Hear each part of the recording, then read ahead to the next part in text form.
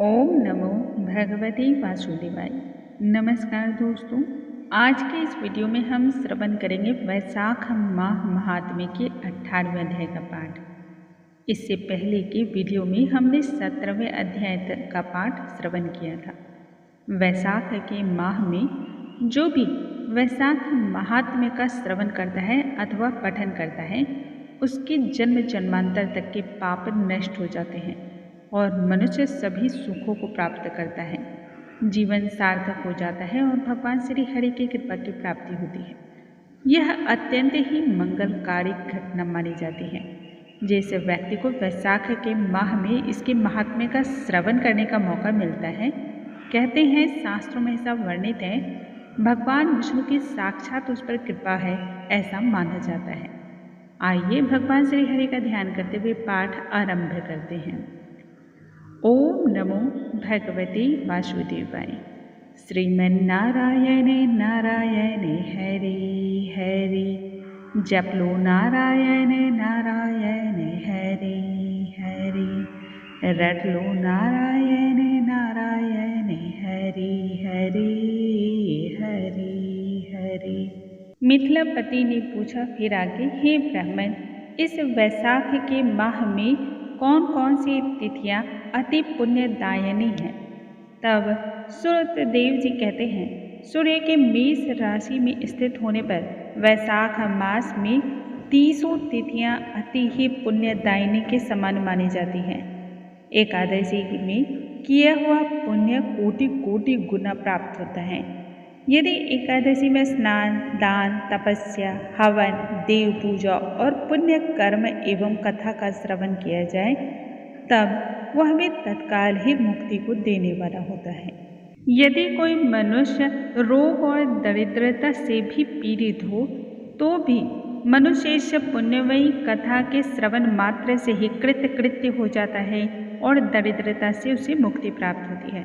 वैशाख के माह को मन से मनन करना चाहिए और उसे नित्य अपनी सेवा में अनुसरण करना चाहिए, क्योंकि वह बहुत ही उत्तम गुणों से युक्त है।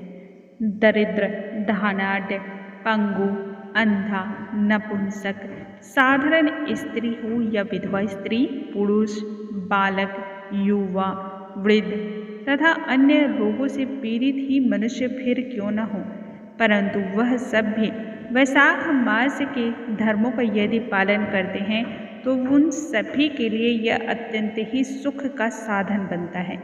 परम पुण्यमय वैशाख के मास में जब सूर्य मेष राशि में स्थित हो, तब पाप नाशनी अमावस्या कोटि गया के समान फल को देने वाली होती है।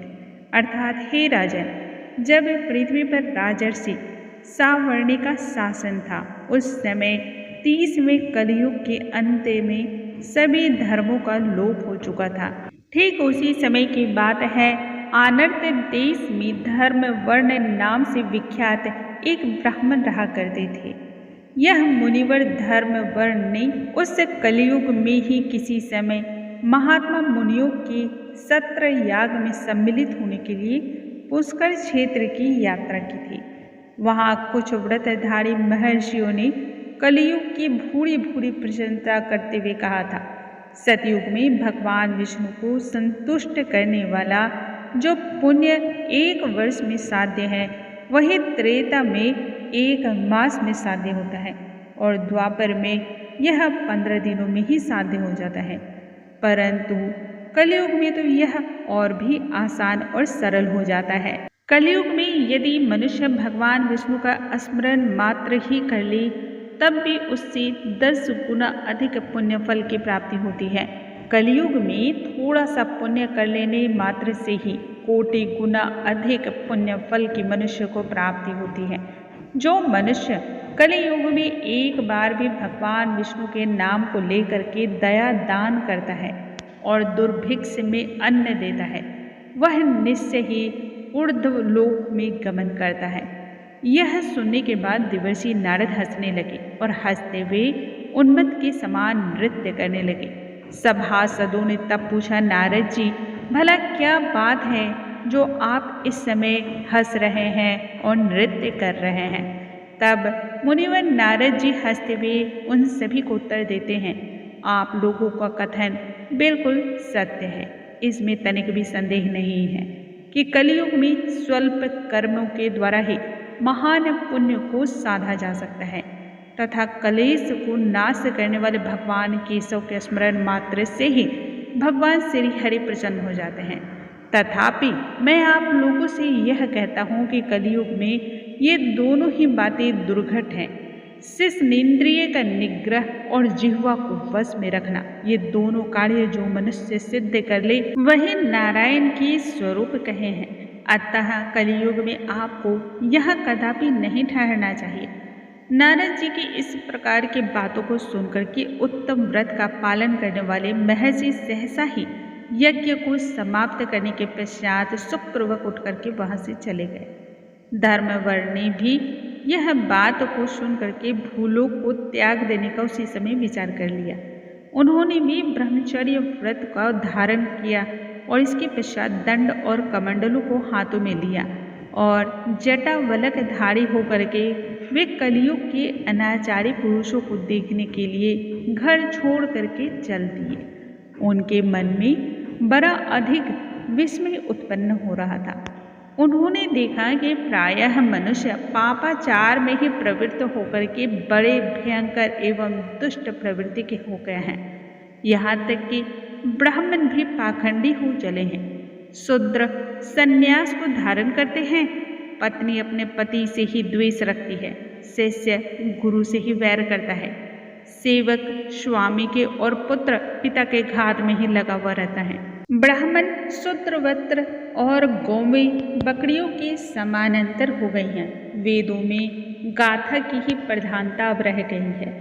शुभ कर्म साधारण लौकिक कृत्यों के समान रह गए। इनके प्रति किसी भी महत्व बुद्धि नहीं है। भूत प्रेत और पिशाच आदि की उपासना चल पड़ी है।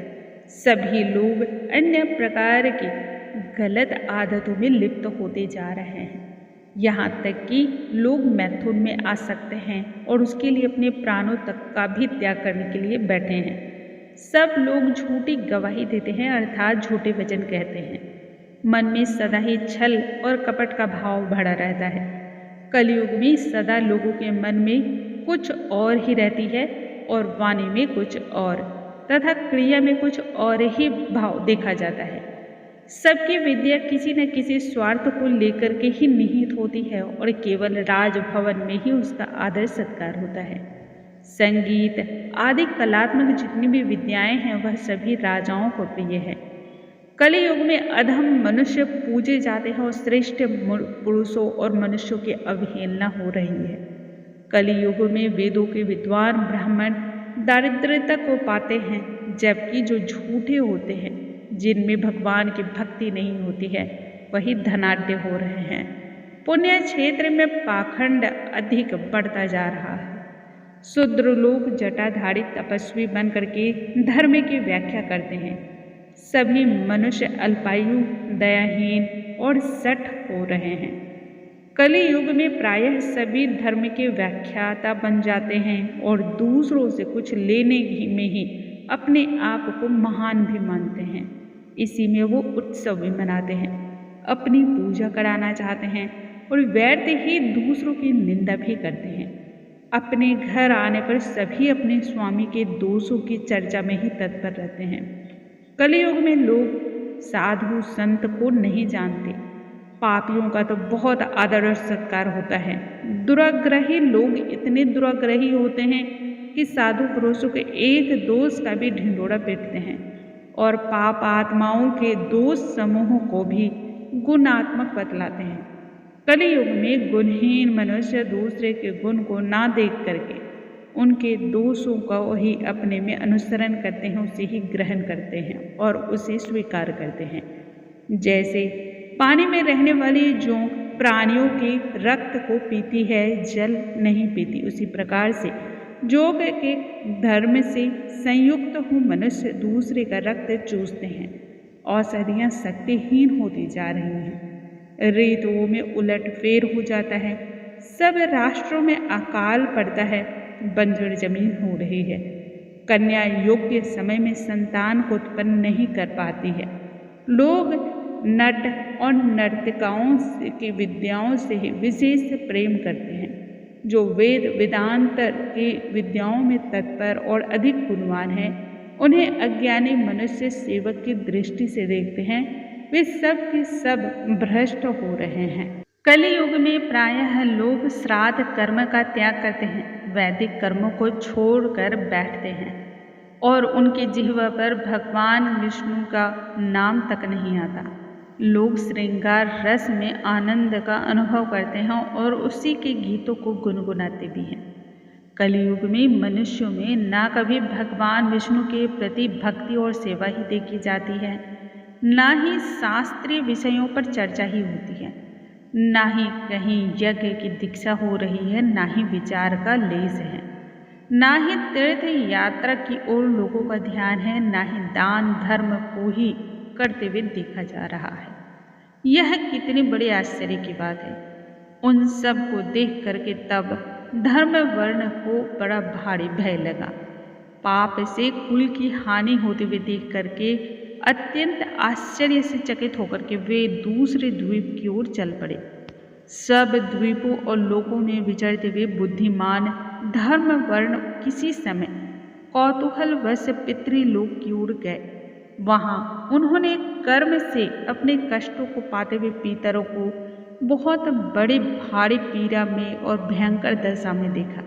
वे दौड़ते हैं, रोते हैं, गिरते हैं, पड़ते हैं और विलाप करते हैं। उन्होंने अपने पितरों को भी नीचे अंधकूप में पड़े हुए देखा।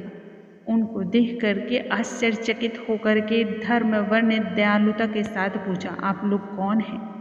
किस दुस्तर कर्म के प्रभाव से इस अंधकूप में आप सभी कष्ट को पा रहे हैं? इस पे पितरों ने कहा, हम श्री वत्स गोत्र वाले हैं। पृथ्वी पर हमारी अब कोई संतान नहीं रह गई है, अतः हम श्राद्ध और पिंड से वंचित हैं, इसलिए यहाँ हमें नरक का कष्ट भोगना पड़ रहा है। संतानहीन दुरात्माओं का अंधकूप में पतन होता है। हमारे वंश में एक ही महायशस्वी पुरुष जो धर्म वर्ण के नाम से विख्यात है, किंतु वह भी विरक्त होकर के अकेला ही इधर उधर घूमता फिरता है। उसने गृहस्थ धर्म को नहीं स्वीकार किया है और वह एकमात्र ही है तंतु जो हमारे कुल में अब अवशिष्ट है।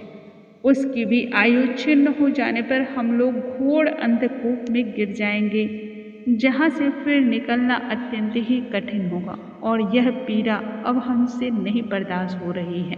इसलिए यदि तुम हमारी इस अवस्था को देख करके द्रवित हो रहे हो, तुम्हें भी पीड़ा का अनुभव हो रहा है, तो कृपा कर तुम पृथ्वी पर जाओ और धर्म वर्ण को सारी बातें कह सुनाओ। हम लोग दया के पात्र हैं, हमारे वचनों से उसको यह बताओ कि हमारी वंश रूपा दुर्वा को काल रूपी चूहा प्रतिदिन खा रहा है। क्रमशः इस प्रकार से वंश का नाश हो गया है। अब एक तुम ही बचे हो। जब तुम भी मृत्यु को प्राप्त हो जाओगे, तब संतान परंपरा आगे न होने के कारण तुम्हें भी इसी अंधकूप में गिरना पड़ेगा। इसलिए गृहस्थ धर्म को स्वीकार करके संतान की वृद्धि करो। इससे हमारी और तुम्हारी दोनों की उद्धर्व गति होगी। यदि एक भी पुत्र वैशाख, माघ या कार्तिक मास में हमारे उद्देश्य से स्नान, श्रद्धा और दान करेगा, तो उससे हम लोगों को उद्धर्व गति की प्राप्ति होगी और इस नरक की भारी पीड़ा से मुक्ति मिलेगी, हमारा उद्धार होगा।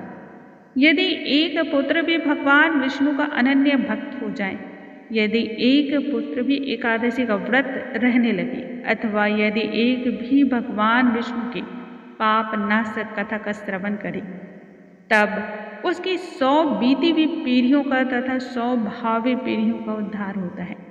वही पीढ़ियां पाप से आवृत होने पर भी नरक का दर्शन नहीं करती। दया और धर्म से रहित उन बहुत से पुत्रों के जन्म से भला क्या लाभ, जो कुल में उत्पन्न होकर के सर्वव्यापी भगवान नारायण की पूजा और आराधना नहीं करते हैं। इस प्रकार से प्रिय वचनों के द्वारा धर्म वर्ण को समझा करके तुम उसे विरक्तिपूर्ण ब्रह्मचर्य आश्रम से गृहस्थ आश्रम में प्रवेश करने के लिए आग्रह करना, अनुग्रह करना और उसे यह सलाह देना। पीतरों की इस प्रकार की बातों को सुन करके तब धर्म वर्ण अत्यंत ही विस्मित हो उठा। हाथ जोड़ करके तुरंत ही बोला, मैं ही धर्म वर्ण के नाम से विख्यात हूँ और आपके वंश का दुराग्रही बालक भी मैं ही हूँ। यज्ञ में महात्मा नारद जी का यह वचन सुनकर के कि कलियुग में प्रायः कोई भी रसनेन्द्रिय और शिष्नेन्द्रिय को दृढ़तापूर्वक संयम में नहीं रखता, मैं दुर्जनों की संगति से भयभीत होकर के अब तक दूसरे द्वीपों में भ्रमण करता रहा। कलियुग के इस 3 चरण को बीत गए, अंतिम चरण में भी 3.5 भाग व्यतीत हो चुके हैं। अब तक मेरा जन्म भी व्यर्थ ही बीता है, क्योंकि जिस कुल में मैंने जन्म लिया उसमें माता पिता के ऋण को मैं अभी तक नहीं चुका पाया। पृथ्वी के सारभूत उस शत्रुतुल्य पुत्र के उत्पन्न होने से भला क्या लाभ, जो उत्पन्न होकर के भी भगवान विष्णु और देवताओं तथा पितरों की पूजा ना करे। अब आप लोग ही बताएं कि मैं क्या करूं और किस प्रकार से आज्ञा का पालन करूं। बताइए, पृथ्वी पर किस प्रकार मुझे कलियुग से और संसार से भी बाधा नहीं प्राप्त होगी।